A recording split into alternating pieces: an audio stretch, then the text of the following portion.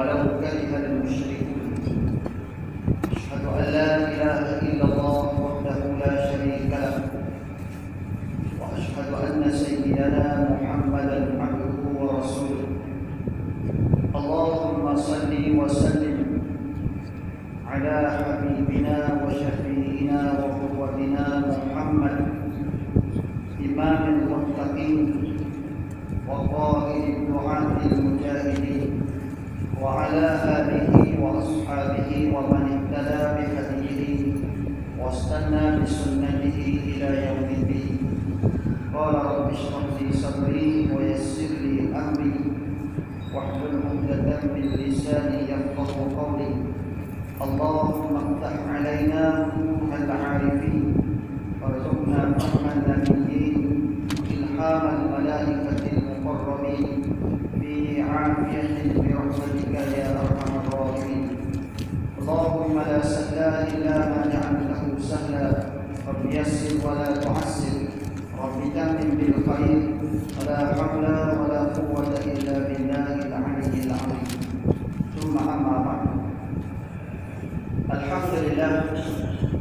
Alhamdulillah, marilah sama-sama kita merapatkan setinggi-tinggi kesyukuran kita kepada Allah Subhanahu wa Ta'ala, kerana dengan taufik serta hidayah Allah Subhanahu wa Ta'ala kita masih lagi diberi peluang oleh Allah Subhanahu wa Ta'ala, sehingga pada saat dan ketika ini kita dipanjangkan umur, diberi kesihatan dan kelapangan masa, sehingga kita dapat lagi meneruskan ibadah kita kepada Allah Subhanahu wa Ta'ala dengan sama-sama menunaikan solat fardu maghrib yang telah disempurnakan dengan cara berjamaah. Dan pada masa yang sama kita berpeluang lagi meneruskan kuliah maghrib bulanan kita pada malam ini. Mudah-mudahan dengan pertemuan ini kita semua mendapat keampunan daripada Allah Subhanahu wa Ta'ala, dan kita semua mendapat keberkatan hasil daripada kemuliaan dan keberkatan majlis ini. Tuan-tuan muslimin muslimat yang dirahmati Allah Subhanahu wa Ta'ala sekalian, insya-Allah pada malam ini kita akan sambung lagi perbincangan kita berkaitan dengan kitab Munyatul Musalli, yang membincangkan kepada kita berkaitan dengan hukum hakam serta adab-adab, secara khususnya berkaitan dengan solat yang mesti dipahami oleh kita semua selaku yang mengaku muslim lagi mukmin. Di sambungannya di muka surat 20, muka surat 20 berkaitan dengan amalan-amalan sunat dalam sembahyang. Amalan-amalan sunat di dalam sembahyang. Surat 20. Qala al-musannif rahimahullah subhanahu wa ta'ala wa nafa'ana bi ulumihi fi darain amin. Amalan-amalan sunat dalam sembahyang. Apabila kita cerita amalan sunat dalam solat ataupun dalam sembahyang, maka memberi faham kepada kita amalan sunat dalam solat, dalam sembahyang ini dipecahkan kepada dua jenis amalan sunat.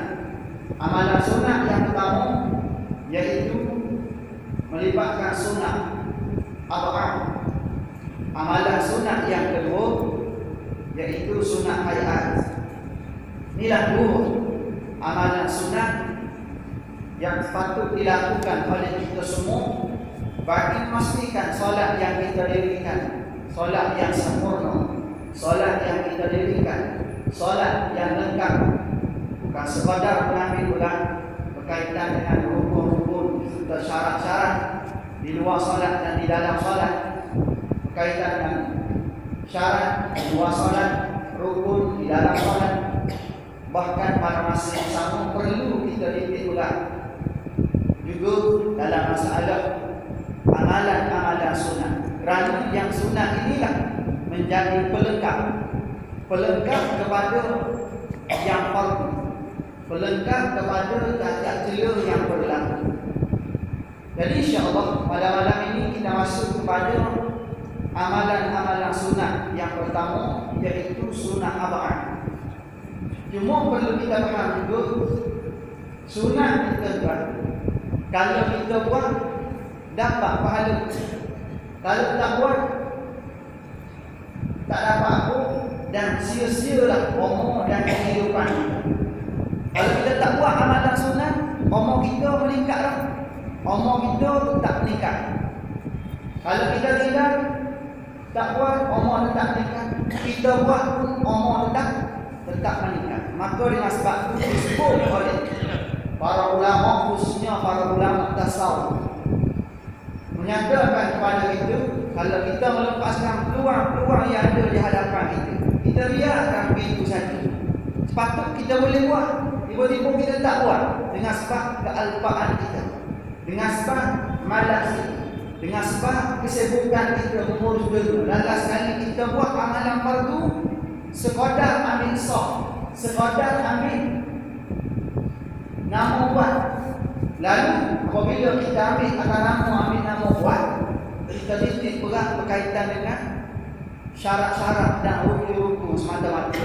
Maksudnya kadang-kadang buat, kadang-kadang tak buat. Inilah yang menjadikan kita pada hari ini solat lah, tiba-tiba kualitinya tak ada. Ibadah, tiba-tiba kualiti ibadah tak sama dengan kualiti ibadah orang-orang yang terdahulu. Pasal apa? Pasal kita hari ini banyak disibukkan oleh dunia, dan dunia ni sampai masuk dalam hidup kita, sehingga dunia ni menyibukkan kita sampai dalam solat kita. Orang dulu dia sibuk dengan dunia juga, tetapi dunia tidak merosakkan mereka. Dunia tidak merosakkan ibadah mereka. Dunia yang mereka cari, mereka lupa, tidak menjadikan mereka lupa untuk mempersiapkan diri kepada Allah, mempersiapkan diri untuk kembali kepada Allah Subhanahu wa taala. Itu orang dulu. Orang zaman sekarang, tapi bukan di Masjid Bandar Baru. Sini baru. Sini orang dia baru pasal rampok ceria dah. Pasal rampok ceria ni kemungkinan dengan sebab amalan-amalan diterima. Kemungkinan dengan sebab keikhlasan hati kita. Itu berlaku di zaman kita pada hari ini. Manusia mula disibukkan dengan agenda dunia, sehingga ibadah sekadar ambil nama buat. Kita yang belajar, kita tak nak macam itu. Kita nak macam mana? Apabila kita ibadah, zahirnya kita dekatkan, batin pun kita nak pastikan ianya diterima oleh Allah Taala. Kalau zahir pun tuan-tuan kita ambil sahnya. Hak sunat-sunat tak nak buat, hak batin maklum sajalah tuan-tuan. Kalau hak zahir pun tengok main cincin-cincin, hak batin macam mana? Wallahu a'lam. Kita hak ni terserah pada Allah Subhanahu wa taala. Maka tak payahlah kita main laju-laju tuan-tuan. Solat bukan lama pun. Dalam sehari tuan-tuan Allah Taala bagi tuan-tuan 5 waktu. 5 waktu di penjuru-penjuru hari, bukan setiap masa, setiap ketika. Dalam masa 24 jam 5 waktu. Sekali kita tunaikan solat berapa lama? Dalam masa 24 jam 10 minit ada? Tak sampai. Tak berani. 5 minit 5 kali 5 baru 25 minit. Allah setengah jam tuan-tuan. Allah Ta'ala bagi umur kita tuan-tuan 24 jam boleh hidup panjang selera tuan-tuan. Tidur lena pada hari ini tuan-tuan. Boleh pergi sana sini tuan-tuan.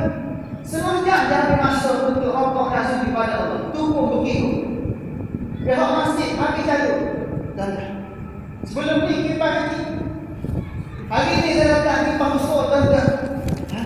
Kipas busuk tak datang juga, tak tahulah nak buat apa depan ni tuan-tuan. Tapi kipas ni jangan kuat-kuat sangat, nanti melayang dengan tuan-tuan saja. Busuk sangat tuan-tuan. Tuan-tuan, kalau kuat sangat takut dikuatiri jumpa naik sampai di sini. Takut. Pasal ada satu masjid tuan-tuan, dia pasal guru kan. Saya pergi nak sembahyang, kata biar betul ni. Di masjid ni dekat pasal tuan-tuan jaga tempat pasal dulu. Tuan-tuan ada satu masjid Al-Azhar tempat. Ada hak dua. Dia mula-mula dia test tahu. Sekali tuan-tuan jemaah masjid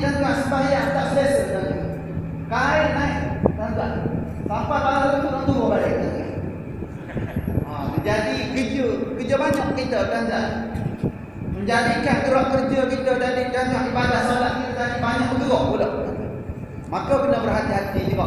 Selesa-selesa juga, jangan sampai ibadah solat kita dan terbangun. Jangan sampai ibadah solat kita dan kurang sempurna dengan sebab pergerakan kita nak tutup aurat. Dengan sebab kuat sangat. Pusing kan? Seronok satu sudut kan? Tambah-tambah orang muda-muda. Seronok dan gerak kipak-kipak macam ni. Seronok elok. Orang dulu ada kipas tak? Tak ada kipas. Ada bumbu macam kita tak? Tak ada bumbu macam kita. Ada lantai macam kita tak? Tak ada lantai macam kita. Ibadah mereka berkualiti kan? Ibadah mereka tuan-tuan berkualiti kan? Sampai satu tahap nilai ibadah ni tuan-tuan, mereka rebut tuan-tuan. Kalaulah sekali-sekala terlepas, mereka gandai harta kekayaan mereka dengan sebab terlepasnya ibadah tadi. Kalau dengan sebab sibuk dengan kebun taman, ladang kurma, maka dengan sebab sibuk tadi mereka gandai kebun kurma, ladang kurma tadi tuan-tuan ke jalan Allah dengan sebab sibuk meluputkan ibadah solat. Tu orang dulu. Kita tepuk dada tanya iman masing-masing pasal terlalu selesa hari ini kan? Selesa tuan-tuan kita hari ini tuan-tuan. Duduk dalam masjid sejuk tuan-tuan. Ada setengah masjid siap aircon tuan-tuan. Siap aircon. Habis kan sebab tu sebut tadi pihak pengurusan masjid tuan-tuan. Pada masa ke semasa tuan-tuan nak buat yang terbaik. Di peringkat masjid terbaik. Tapi masyarakat wallahu a'lam tuan-tuan, mereka nilai macam mana tuan-tuan. Sebab tu kalau ni tuan-tuan kena menusuk masuk dalam jiwa-jiwa kita. Biar kita nampak akhirat lebih daripada kita nampak dunia. Sekalipun sekarang kita duduk di dunia, kita kena nampak lebih akhirat. Barulah tuan-tuan nilai rumah Allah tuan-tuan. Tak payah letak program cinta Allah, tak payah letak program cinta Rasul tuan-tuan. Pasal rumah Allah ni memberi satu jawapan dah tuan-tuan. Program di masjid, program di surau ni tuan-tuan dah memberi satu gambaran tuan-tuan. Bila kita datang masjid, inilah rumah Allah. Inilah tempat orang yang cintakan Allah. Inilah tempat orang yang cintakan Rasulullah sallallahu alaihi wasallam. Kalau tempat lain kemungkinan boleh letaklah tuan-tuan macam program jihadanan. Bolehlah program cinta Allah dan Rasul. Pasal dia buat bukan kemungkinan di masjid, bukan di masjid kemungkinan. Tapi kalau di masjid, Nabi bagi tahu tuan-tuan, masjid ni baitul kulli taqiyyin. Rumah bagi orang-orang yang bertakwa kepada Allah Subhanahu wa taala. Apabila sebut takwa, maka sendiri memberi jawapan